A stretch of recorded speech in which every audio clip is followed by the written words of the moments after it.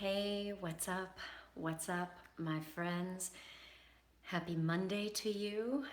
I am come to you live right now because I love you, because I care, because I am here for you, and most importantly because you asked for it.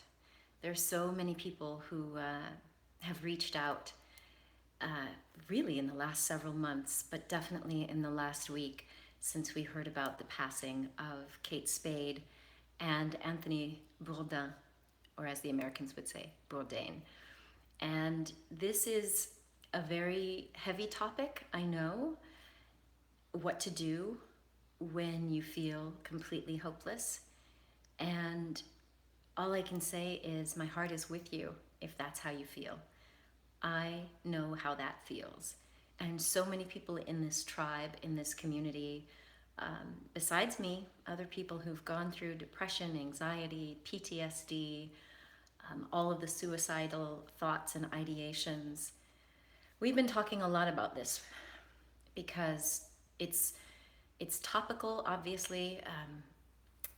I don't know. I don't even know what to say, but I thank you for being here, and I have no agenda for today except to just pour out some love to this community and for us to talk about mental health, about suicide, as painful and scary as that sounds to some. Um, and that's why I'm here. So I thank you all for tuning in. As you'll see here, I've got links to how you can join the Real Self-Love movement, where myself and leaders from all around the world are committed to connecting with you to help you create that foundation of real self-love. And sometimes you just need somebody to hear you, to be on the other end of a telephone line. And you'll also see in the description I've put the numbers for suicide hotlines in a very variety of countries, since I know I have people from all over the world. So first and foremost, thank you all for being here. I want to acknowledge you. Thank you, David. Thank you for showing up. I appreciate so much what you've said. David Morris and I are connected, and I know I will be seeing you in Denmark next week. He says, asking for help is not a weakness, but a strength. Asking someone about how they are is not an intrusion, but it's a gesture of love. So yes, if any of you know someone who is suffering with depression or anxiety, or who's ever admitted to having dark thoughts of wanting their life to be over, just reach out. Because I know when I was feeling that way, just like you're saying, Dave, I didn't really consider that an intrusion on my life. When people reached out and they knew I was depressed, that was one of the things that made me feel a little more hope.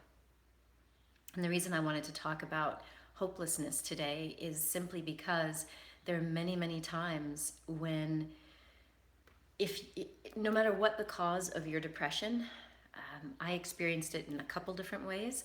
For me, one of the ways was just not feeling any sense of love for myself. I wasn't connected to who I really am. I felt like I was trying to live up to everyone else's expectations, trying to do so much to fit in and be accepted. And that's what caused a lot of the angst and depression that I had for many, many years. And all of that was resolved when I had a spiritual awakening and sort of a miraculous thing that happened when I was in the south of France. But then depression came back in the postpartum period, or as you Brits would say, postnatal period. So after I gave birth to my daughter 12 years ago now, I saw my moods crash again. And so even though I had been, over the years, I had seen so many doctors and therapists and coaches, I tried antidepressants and all of that really cleared when I understood who I really am on this earth. And as weird as it sounds, for me it was a spiritual awakening, recognizing that this human body and all of the suffering attached to it is not who I really am. I'm the consciousness that that occupies this body. And as I got in touch with that, I felt better. But that's not to say that you're not potentially going to experience low moods, whether it's because something is going on in your outside world. Of course, it's normal to feel low moods or depression if you've witnessed a trauma, if you yourself have been traumatized, if you've suffered a loss, whether personally or in your family, even in the business realm. You know, we get our hopes up and things go wrong, and that can create that reactive depression. But it can also happen when your hormones are out of whack. And so I want to just say a huge shout out and much love to Jill Stalker, Dr. Juicy Jill Stalker, who she recently just opened up and shared the most vulnerable and honest Facebook Live about her experience with depression. And it's one of those things that I actually grew up in a household where some people did not believe that PMS was a real thing and that you could experience low moods and depression. So when I started having like monthly dips in my mood and just crying, and the thing that was so scary about the depression I experienced is that my thoughts were so dark. And the thing you don't understand, I think, for anyone who hasn't suffered with depression, sometimes you guys might say to us, well, come on, the sun is shining, or you've got your health, you know, your physical health, or things in your world are going well. Come on, look on the bright side. But I want you to imagine if you had on like glasses, but not just dark glasses, but those funky glasses that can change the way you see colors. And so imagine you have on some glasses that are dark and they only make you see things that are brown. And someone comes up with a beautiful red rose and they're like, here's this beautiful red rose, celebrate the beauty of this rose. And all you see is just dark. I know that's probably not a great analogy, but that is almost what it's like when your mind is not in its right state. And whether that happens from, drugs, for people who are detoxing or getting off of drugs, whether it is your hormones, there is fundamentally something that happens in your mental apparatus where you're not actually thinking clearly. And so that state of hopelessness is real. So if you know someone who's going through that, please just reach out to them and just be that lifeline of connection. Because when you're feeling hopeless, I think one of the things that many people have said over the years is that they recognize that when their thoughts go dark, when they lose all hope, they feel like all of the burdens of life are just heavy. It's weighing them down. And they don't see a positive future. Like sometimes we want to say, oh, come on, you're going to get through this. Remember, and next week we're going on vacation. But sometimes if you're suffering under a cloud of depression or even anxiety, you can't see beyond the pain of the now. And so talking about some future doesn't help.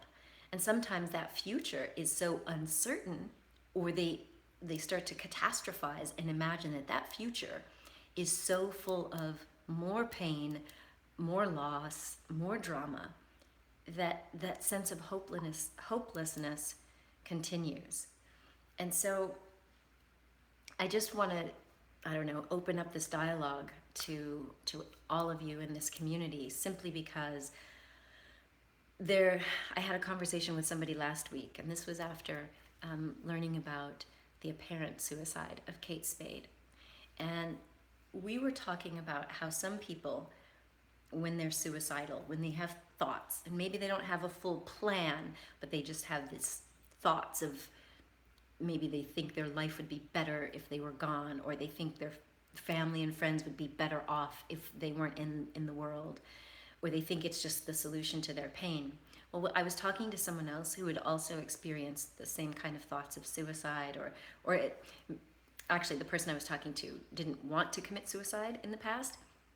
We were talking about how those thoughts come up, where at least it's a thoughtlet, wow, I feel like my life would be better if it was ended.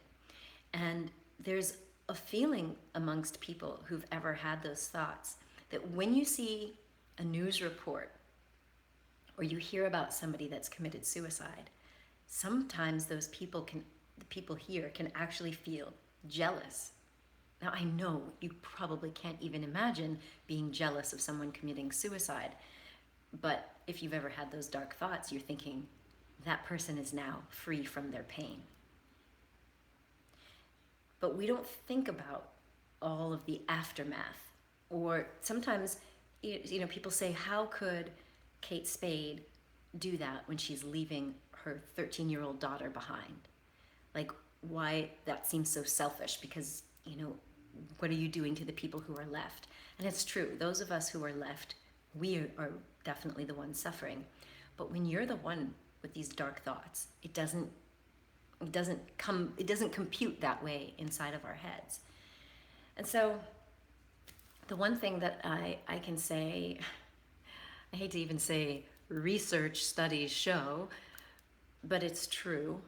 When people have done research about people who have thought about suicide, people who have had plans to commit suicide, and people who have tried but are still alive, one of the things about that sense of hopelessness is tied to our sense that our life has some sort of meaning or purpose, including the painful parts of our lives. And so the one thing I would say, if you happen to be in a position where you are feeling hopeless, when you look at your own life, whether it's your family, your physical health, your finances, something is just making you feel like there's no hope, then I would say go beyond yourself and look at someone else. Now, I know it may sound counterintuitive, because if you're feeling like, if I already feel like crap, how could I possibly think of anyone else or help anyone else? But the real deal is you can. There are two ways to do this. You can just consider someone else. If you consider at this very moment in time, there is always going to be someone else on the planet who's also feeling what you're feeling, and maybe even worse, because you have the ability to watch a video, or maybe you have at least a few friends that you can call on and get some help, or maybe you're not going to actually take action on those dark thoughts, but think about the millions of people on the planet who don't have those resources, who don't have the connection, who may not even have the insight that maybe they can get through. Sometimes just thinking of someone else can give you a sense of hope. It can give you a sense that maybe I need to live on so that I can make sense out of my life and maybe pay it forward and help someone else. And if you can get to that point, then I would say take it a step further, and that is to offer help. And it doesn't have to be just working at a suicide prevention line. It could be any sort of help. So, I think Mother Teresa was kind of one of these examples of someone that just says, no matter what, do something.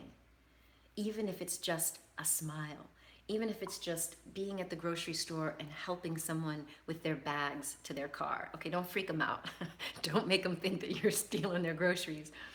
But offering your help to someone, or calling someone up on the phone just to say, hey, I'm thinking of you.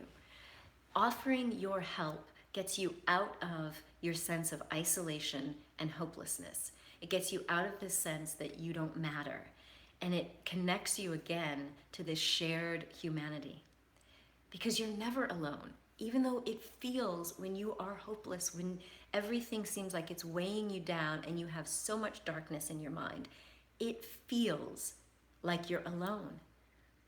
But you are never alone. That's the truth. You are absolutely never alone. It's impossible. And so if you're willing to think about someone else and then take it a step further and actually just volunteer yourself, connect to someone else, it's going to link you back up to that sense of the human spirit that can remind you that even if your impact is small, even if it's tiny, even if you can't see it, by connecting to and helping someone else, it can help to elevate your sense of hope. And there's something about, I'll share this another time. Today is not a science lesson, But we can certainly talk about the science of altruism. That is the science of actually doing good for other people without expecting any sort of reward. What we know now is that we are wired for it. Like human beings are actually wired to be self sacrificing sometimes, sometimes to a fault. Am I right? Like sometimes we go too far in our sacrifice, but we're actually wired for it. And in those times that we actually do for others, when we are giving of our time or our money or our attention, it triggers something within us that can create that burst of oxytocin. I know, I said I wasn't going to do the whole science lesson, but it allows us to get that burst of oxytocin that makes us feel good. And so I just want to offer that up as an idea, as a possibility, and I'm curious to know if anyone else out there has anything that you want to share or contribute at this point, because I am open to that. Again, I don't really have any sort of agenda. I just really wanted us to be able to openly talk about this because we need it. We need a forum where we can feel safe. And I mentioned Jill Stalker and the Facebook Live that she did last week where she opened up about her own story. It was so moving, and there were so many people commenting saying, I would have never guessed. Because once you get past your depression, many times we're so happy, we look like we have it all put together. And so there's actual value in sharing what you've experienced. And that may not seem very intuitive for most of us. It may seem like, why would it be helpful for me to actually share? But it's helpful because then other people realize that one of our biggest fears, which is fear of being rejected, fear of being judged, fear that other people are going to think we're a complete and total loser, that fear goes down when we see someone else, either that we know or that we admire, when they're willing to say, hey, I've been through this as well. I'm going through this now, and I reached out for help, or I just am willing to tell the world that, no matter what this stigma looks like, I'm going to just own it. That helps people. That gives people a sense of hope and connection. And so if that's part of your story, then let the people you know or that you care about, let them know that, yeah, you've been through some stuff too. So I see that Elaine has contributed something. Let's see what you've got to say. Elaine says, as someone that was in a relationship with someone who was suicidal over the years, Elaine says she felt that that they just needed to be listened to, not just hearing get it together, right? Elaine says they want to be validated for their feelings, that their feelings are real and not just the chemicals in your brain that are fooling you. That is so, so true. Thank you for sharing that, Elaine. It's true.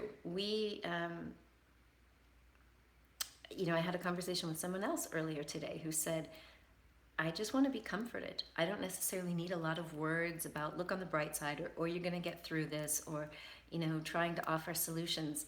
Sometimes we do, like you said, Elaine, we just want to be validated for having these feelings.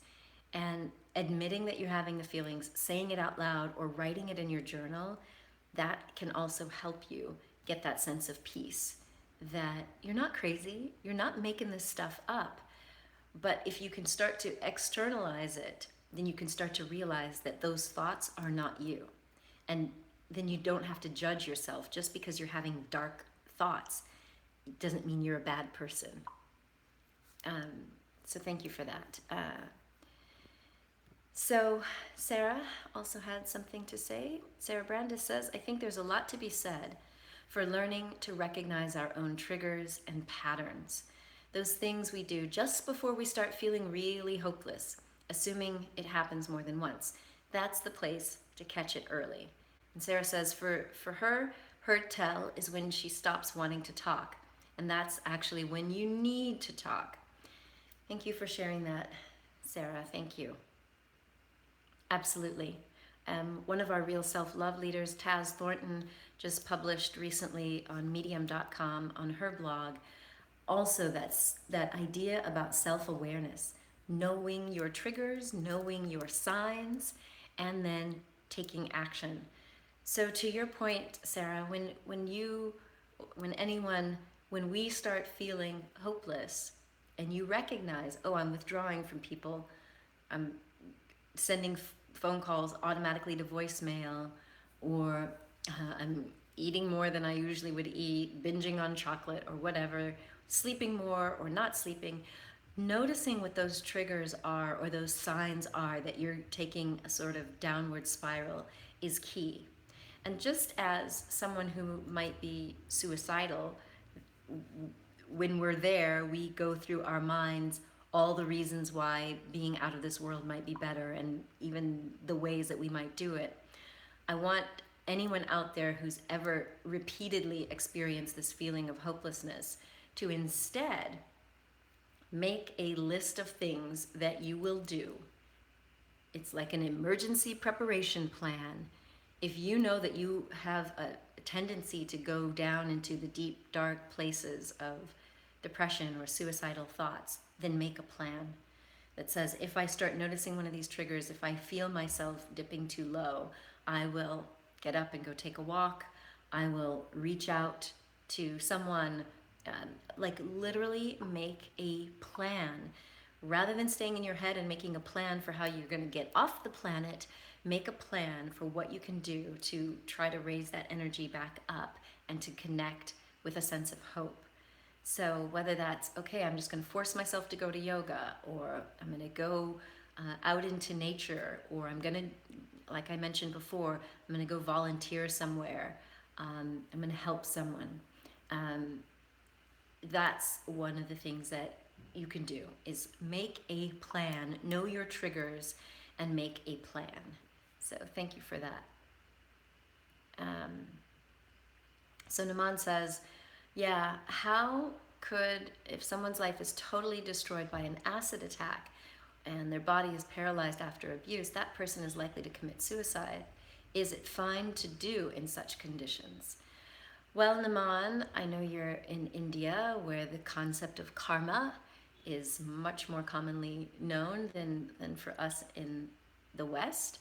No, it's not okay, in my opinion.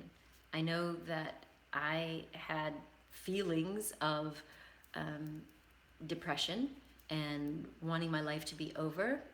For me, yeah, it was also this concept of karma that stopped me. I see a phone call coming in from Sister Jenna Naman, who I know you know. Sorry about that. But no, the law of karma, you reap what you sow. Every action has a consequence to it. And taking your own life would be setting you up with some quote unquote negative karma. So I would say no, even if someone were paralyzed or were attacked or abused. And you know, one of our dear friends, Gega, the artist who created this thing, Smiler, when she was at a period of very dark depression, she created this so that she could force herself to smile. And that is, okay, it's forcing you to smile so that you release those happy chemicals. But what Gega did is she went to India and she met some women who had been, you know, brutally abused and attacked, especially with these acid attacks. And, you know, you can go to her website, smiler.is, and see pictures of these women. And yes, you would think that having someone throw acid in your face, making some people believe that they would never be able to find happiness or get married or move on in life, and yet they are. They're speaking out, they're finding purpose and meaning in their life. So I don't think it's ever justified to commit suicide. So Caroline says a lot of her clients think that you were born with a silver spoon in your mouth, and they're surprised when they hear part of your story and actually tell you that it's very promising and reassuring for their own process. Yep, I hear you, Caroline, and thank you for being willing to share your story. I know we're going to have part of your story in one of my upcoming books, so thank you for that. It's important that if you are in the helping or the healing profession, it's tempting for us to want to hide. And this is one of the things Jill Stalker said. She said that when she saw me on Facebook last year talking about depression, she was like, wait, what? A doctor openly saying that she suffered with depression, and she's a TV doctor doing all this stuff. And for me, it wasn't really a confessional. I don't even remember what video she saw, but when I discovered that sharing my story, like you said, Caroline, actually helped people relate to me better, because yes, when I was on TV, on the Discovery Channel and Oprah and all of that, and even in my wellness center, some people said to me, oh, Andrea, you look like you have everything figured out. You've got your business and you look healthy and everything is perfect. And I'm like, no, because I was hiding it, which added to the depression and added to the anxiety and added to this feeling of being a fraud. And so when I came out with that TED Talk and told the world what I had been dealing with and then started to share it, I didn't realize that it was going to set so many other people free. It wasn't actually my intention. It was just me finally saying I couldn't take it anymore. I couldn't take bottling that up. And so when I did, suddenly people were saying exactly that, Caroline. They were saying that they could relate to me more, that it also gave them hope that they could get past it. And that's what I want people to know, is that no matter how dark and bleak things are, and believe me, I've been there for years, where every single day I would try to put on a happy face, go out into the world, and yet I came home with such darkness that sometimes you feel like it's never going to leave, but it will. And the more that you're willing to do to take steps to get out of it, the better. So keep the faith. And so Fleming says, in Denmark, sometimes when you meet suicidal people, just to listen and understand, and then ask them to wait a week or a month and be there for them. Let them stand on hope and love. And their conditions will change, hope will rise, and love will come. Thank you for sharing that, Fleming. Welcome, Sinitra, glad that you're here as well. And absolutely, it's absolutely. So just showing someone that you're going to be there in their future. Let them know, hey, hold on another day. Let's just get through today. And sometimes it's about looking at right now what in your life is working. It may not be the thing that you want the most. You may want perfection. You may want all your bills to go away, or whatever, the drama and the trauma from your family or relationships. But if that can't go away right away, then just look at right here, right now. What are the things that you can actually say are okay? Or okay-ish.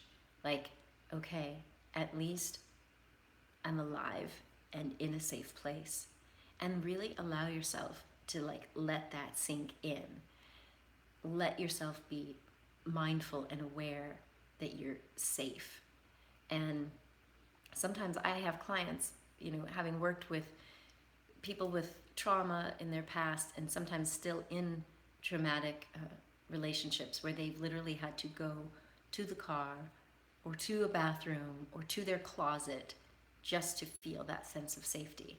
And then I say, okay, if at least you get privacy in the bathroom and you can lock that door, then allow your brain to literally register the feeling of safety in that moment. Because the longer that we stay in this state of hopelessness and fear, the less connection you're going to feel with these higher brain centers And it's with these higher brain centers that we can reason things out. And, yeah, so that's what I'll say about that.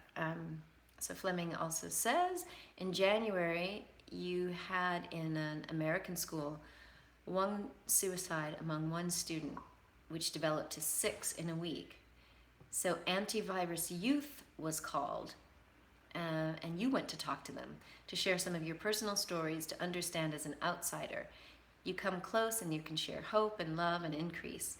That's awesome. That's awesome, Fleming. I'm so inspired by the work that you're doing, Fleming. And Fleming is someone that I met in Denmark, and he's been flying all over the world, most recently in the United Arab Emirates, and working with young people to tap into that self-love. Thank you for all that you are doing. And Trevor, who's working with us globally as well, Trevor says, when I hear about suicide, I feel really bad for all involved. And at the same time, I feel more gratitude for my life and thank them with all the respect in the universe for reminding me that I really should appreciate the present moment.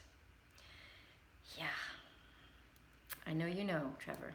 Yeah, we have to appreciate this present moment and whatever is going right in it, because at least we have this connection. And so I just want to remind people that if you are feeling alone or hopeless, you can connect with us at the Real Self-Love Movement. Just visit realself.love. We also have a group on Facebook where you can connect with real self-love leaders from around the world, and just normal everyday people like you and me who just want to keep a little positivity going in their world.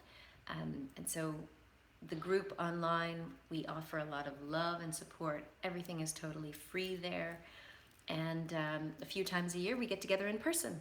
So that's something else to look forward to. You can come and hang out with us in Denmark next week for the Real Self-Love Days.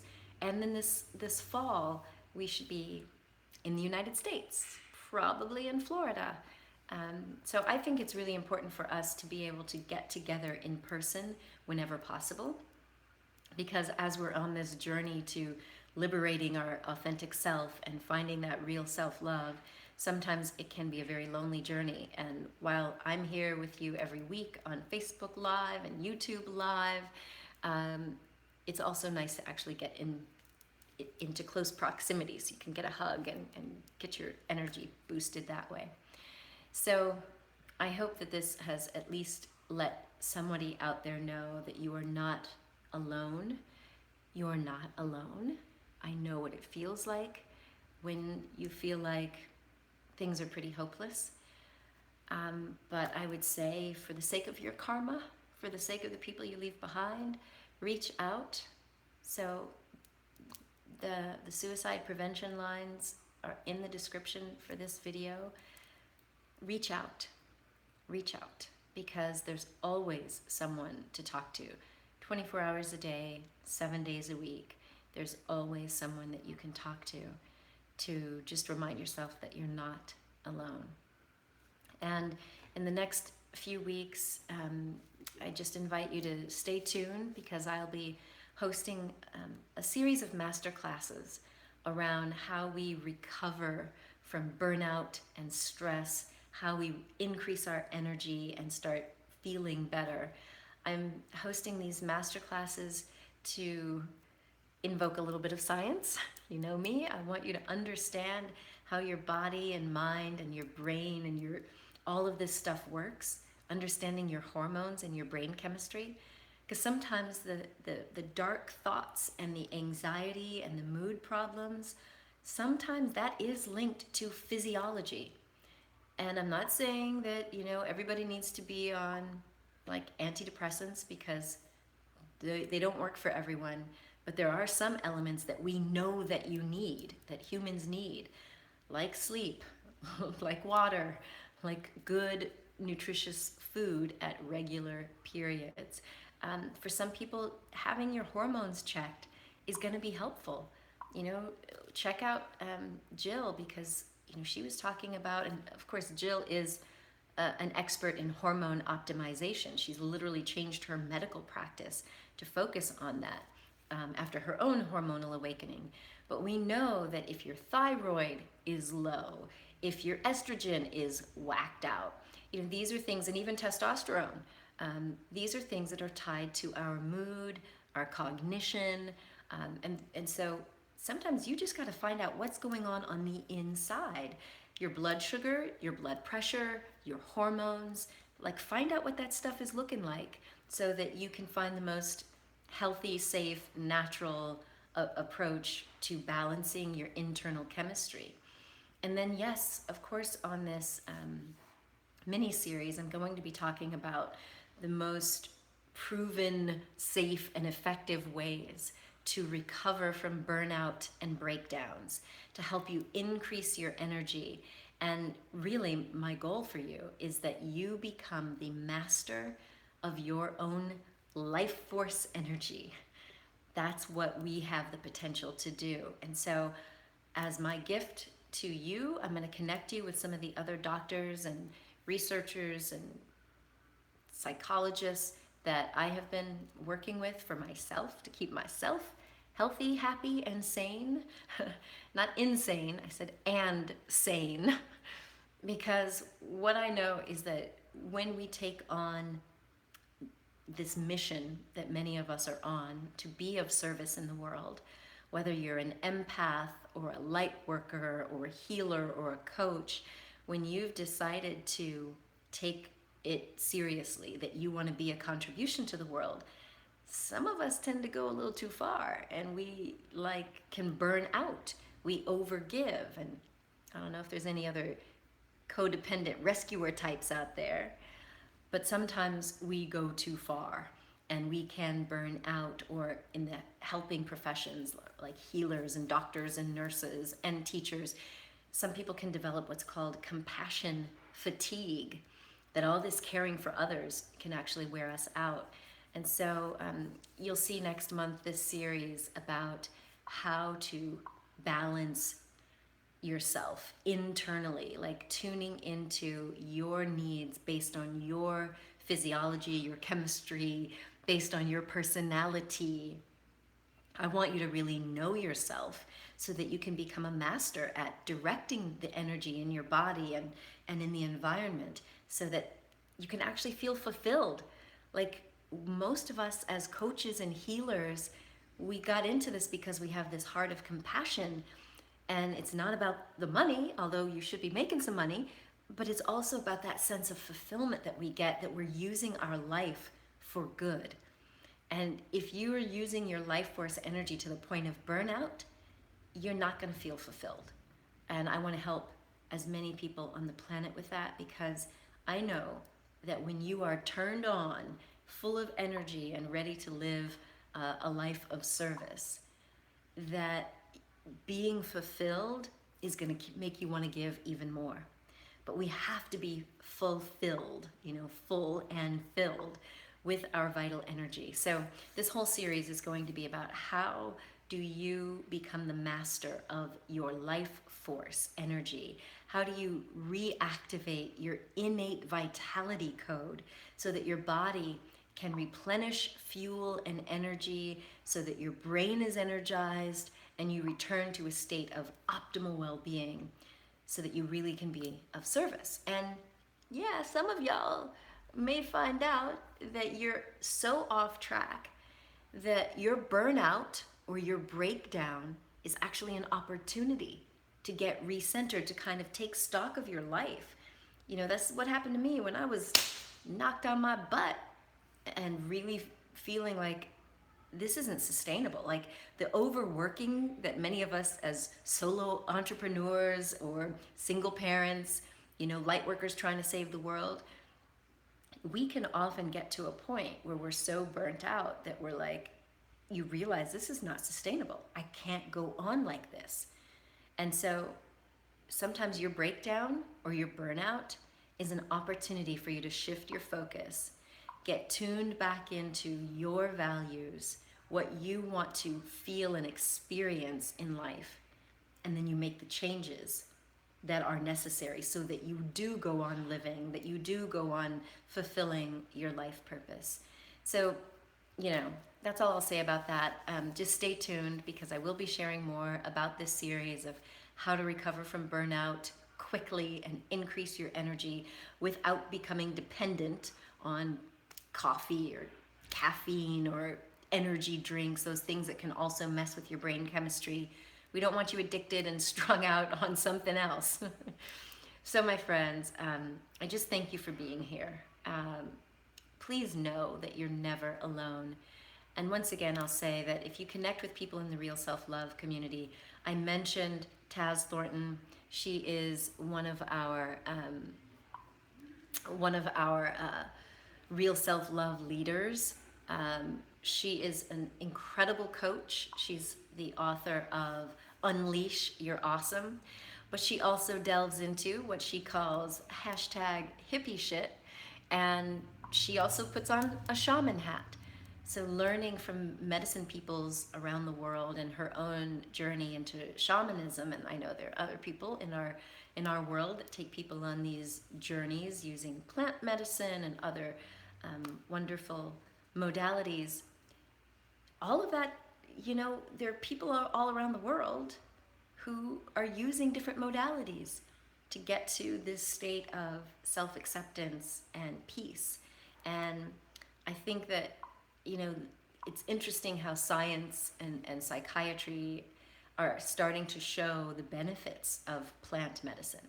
I ain't gonna say it's for everybody. You definitely need to be in a safe environment, in a certain state of mind, because yes, even plants from Mother Earth can cause people to have psychotic breaks.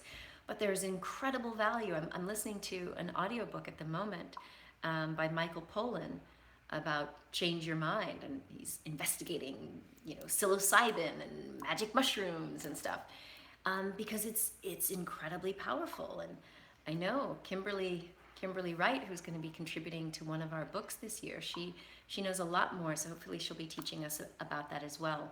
So when you tune into the Real Self-Love movement, you'll find that there are people with a variety of gifts and talents who are willing to connect with you and share resources on how you can, find that freedom and that peace and that sense of hope that your life has meaning. I believe it does. I believe each and every one of us has a purpose in this life, and that the suffering that you may be going through is something that you're going through. You will get beyond it. And so I just pray that you hold on to this as a piece of hope.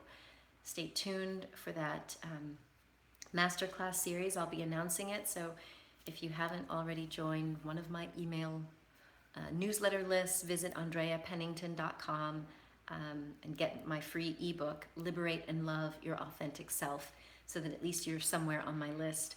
And I'll be happy to share that with you. So I want to say hi to my peeps over there on YouTube. If some of you may have noticed I'm looking left and right, it's because I'm on two cameras at once. This was such an important issue. I didn't want to have any lag time in uploading to YouTube. So what's up? I'm glad to see my friends from Greece tuning in as well, sending you love. And I'm so grateful for your continued presence and your support of me and what I'm up to in the world. This is something I do on a weekly basis out of love for you, love for all of God's creatures on this planet. I want us all to get through whatever period of suffering that we might be experiencing so that we get to the other side. There is hope and light on the other side. And I don't just mean like the other side when you go to whatever happens when you die. I mean, you can get past this period of darkness and you can feel like your life has hope and meaning once again. So thank you again for tuning in. Thank you for tuning in. I am so grateful for your presence. If this has been helpful to you, then please click the like or the love button. Share this video with somebody else who might need just a little bit of hope and positivity in their world, because we need more of that. And of course, visit us at RealSelf.love and join the Real Self-Love movement. When you sign up, you will get a whole host of bonuses, free gifts, guided meditations, the the Real Self-Love Manifesto, and Masterclasses. So if you were to sign up today, you'll see when you get into the little members area, I've already done several interviews with several Real Self-Love leaders. So you can kind of pick and choose, find something that speaks to your heart, and get connected. All right, my friends, so I wish you a wonderful rest of your Monday and a beautiful start to the beginning of your week. Please know you are never alone. There's always someone in this tribe who is sending out love. At any given time, there's always somebody meditating and sending out positivity to you all around the world. So until I see you again, please know that you are a gift to the world. So share your presence with passion. Much love, much love. Have a fabulous day, and I'll see you soon. Bye, YouTube.